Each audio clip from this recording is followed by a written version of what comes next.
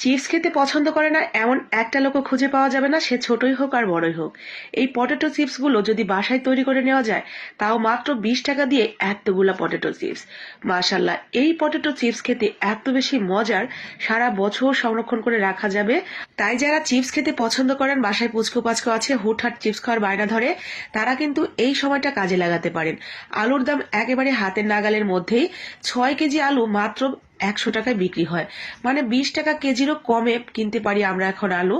আর সেই কম দামি আলু কিনে এইভাবে যদি চিপস বানিয়ে রেখে দেন, সারা বছর কৌটায় ভরে রেখে দিতে পারবেন। যখন তখন বাচ্চারা বায়না ধরলো বা নিজেদের কিছু খেতে ইচ্ছে করলে চায়ের পাশাপাশি অল্প একটু ভেজে নিলেই দেখবেন দারুণ আড্ডা জমে গেছে। এই চিপসগুলো বানানো খুবই সহজ। প্রথমেই আলু নিয়ে নেবেন এবং উপরের খোসাটা ছাড়িয়ে নেবেন। নতুন আলু খুব সহজেই উঠে যাবে। ভালো করে ধুয়ে নিয়ে আমরা বোলের মধ্যে কিছুটা পানি রেখেছি এবং আলুগুলো সাথে রেখেছি। পানির মধ্যে কিছুটা লবণ দিয়ে দিয়েছি। কাটতে কাটতে এই লবণ পানিতে আলুটা কিন্তু একটু নরম হয়ে যাবে আর একটু লবণ লবণ হয়ে যাবে। এক্সট্রা করে আর লবণ নাও দিলেও কিন্তু খেতে পারবেন, এইভাবে যদি লবণ পানিতে ভিজিয়ে রাখেন। এরপরে একদম পাতলা পাতলা করে বটি দিয়ে খুব সুন্দর করে আমি কেটে নিয়েছি। লবণ পানিতে যতক্ষণ ভিজেছিল তাতেই আমার হয়ে গেছে। এখন আমি লবণ পানি থেকে তুলে সরাসরি গরম পানিতে দিয়ে দিলাম। গরম পানিতে ঠিক ততক্ষণ রাখবো, একবার দেওয়ার পরে পানির উতলানোটা বন্ধ হয়ে গেছে, মানে ঠান্ডা হয়ে গেল। এই পানিটা পুনরায় আবার বলক আসতে ঠিক যতটুকু সময় অতটুকু সময় রেখে দিলেই হবে। জাস্ট সামান্য একটু এপাশ ওপাশ আপনার সিদ্ধ হলেই কিন্তু হয়ে যাবে। পুরোপুরি সিদ্ধ করা যাবে না, নয়তো ভেঙে যাবে। সামান্য একটু হলুদ দিয়ে সিদ্ধ করে নিয়ে এটা আমরা তুলে একটা জালের মধ্যে দিয়ে সাথে সাথে ঠান্ডা পানি দিয়ে কুকিং প্রসেসটা বন্ধ করে দিব। এরপরে আমরা যেখানে রোদ্রে দিতে চাই সেখানে একটা শুকনো কাপড় বিছিয়ে বা একটা বিছানা বিছিয়ে সুন্দর করে একটা একটা করে বিছিয়ে দিতে হবে। কড়া রোদে 2 দিন শুকালেই একদম কটকটা হয়ে যাবে শুকিয়ে।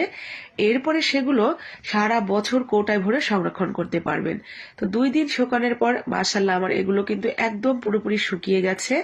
এখন এগুলো খাওয়ার জন্য এবং সংরক্ষণ করার জন্য একেবারে প্রস্তুত।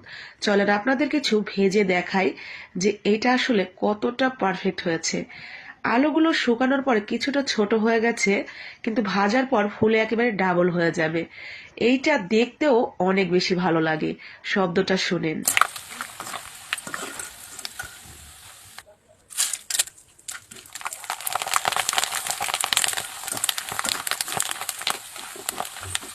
আলাদাই একটা শান্তি লাগলো এই শব্দটা শুনে। এত সুন্দরভাবে ফুলে যাচ্ছিল।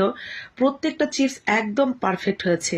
এই চিপসগুলো আমরা কিন্তু পথে ঘাটে, ফুটপাতে বা বড় বড় শপেও দেখা যায় এগুলো প্যাকেট করে বিক্রি করে। এগুলো খেতে যতটা মজার ততটাই লোভনীয় স্বাদের হয়ে থাকে। উপর দিয়ে একটু ম্যাগি মশলা বা নুডলসের মশলা বা বিট লবণ ছিটিয়ে পরিবেশন করবেন। গরম গরম এই চিপস খেতে সবাই পছন্দ হবে। তাই ভালো লাগলে বানিয়ে নেবেন, লাইক কমেন্ট শেয়ার করে দিবেন সবার জন্য।